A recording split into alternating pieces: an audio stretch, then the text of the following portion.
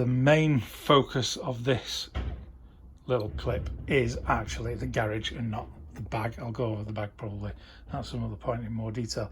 You can see at the moment the garage, it starts here, there's the door, and we go along, there's the bag, and then it's just a garage full of garbage.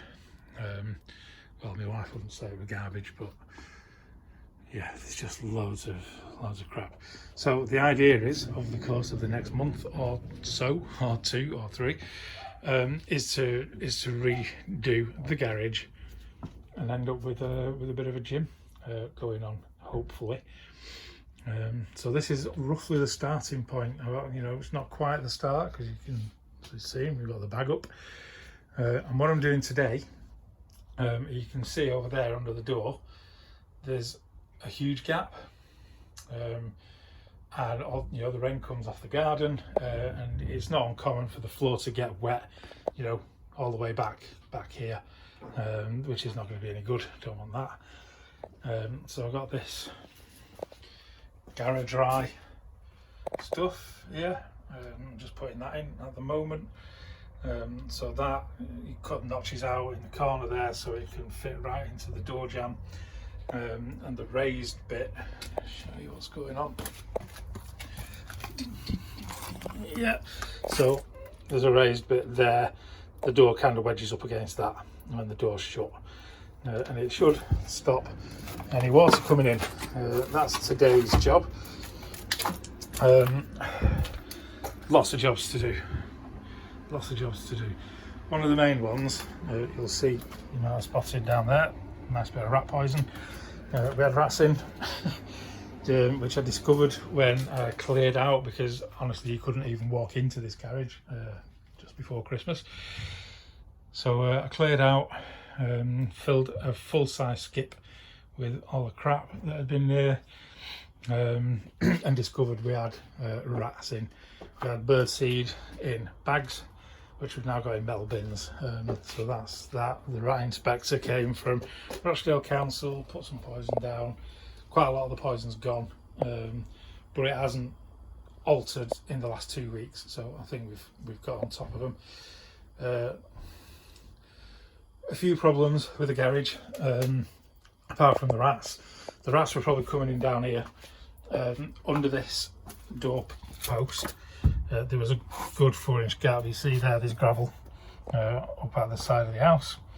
They dug that out and just got the way in. So I've mortared in under there. It was about 8-inch deep, in like a channel under the post, and then kind of flares out near the top so that there's a wider area. It's really solid, so hopefully that'll do that.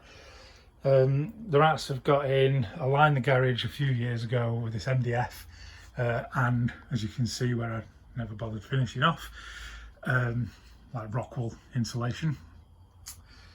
The rats have got in behind there. You can't see it, but I've seen it when I've had these shelves out and what have you. They've been running along behind the lining in the rock wool. It's an absolute mess. Sorry. Try and not make you get seasick. So that's all coming out. All the lining's coming off. The rock wool's coming out. Going to put a damp membrane against the concrete. It's a sectional concrete garage. Put some solid insulation in and reline with ply, a thin ply, so that it can be load bearing. Clean it all out. Also, you probably see down here damp patch. It looks like a couple of the joins in the sectional concrete garage not watertight, so I'm going to mortar in between all them, seal it all off, and hopefully that'll keep it nice and dry. This workbench is just moved out of the way while I'm sorting out the door. That goes back under the window. When the floor's dry, the freezer and the tumble dryer can come off the pallets, so that can move along by a good foot. That can move along by that foot plus the foot over there. So this will come across almost the full width of because that's both of them, I'm saying a foot, both of them are closer to 18 inches. So there'll be, you know, this will be more like here, the end of it. Because the walls are going to be MDF, I'll be able to put shelving, hang shelving directly off the walls to clear some floor space. These shelves here are coming outwards, so I've got these two sets of shelves, one's going along that way and then this one's coming out this way. They'll all go, they'll be replaced by shelving on the walls. So that'll free up a lot of space around my bag. Similarly with this shelf, that'll go. This is just, it's beehives, that's another story. That'll all be going. Hang these like sunbeds on the wall, get them off the floor. So the idea is to get as much of this stuff. A lot of this can still go. A lot of it's still garbage, to be honest. I'll probably get another small skip. Clear as much floor space, get things on shelving, on racks, and like I say, you know, the utilities are going to end probably somewhere like here, and then all that space, all this side, can hopefully be a bit of a gym. So let's go this end. So basically everything from and including that tumble dryer and this shelf here, that will be gone, and everything from that point to the end can be cleared for a little bit of gym space. Obviously I'm gonna, as I'm sorting out the walls, gonna clean and seal the floor and put down some rubber matting over the whole garage. I think just keep it all nice and tidy, especially when we have no like floor standing shelving. I think it'll be a lot nicer, and the pallets are gone and the utilities are kind of pushed more into the corner.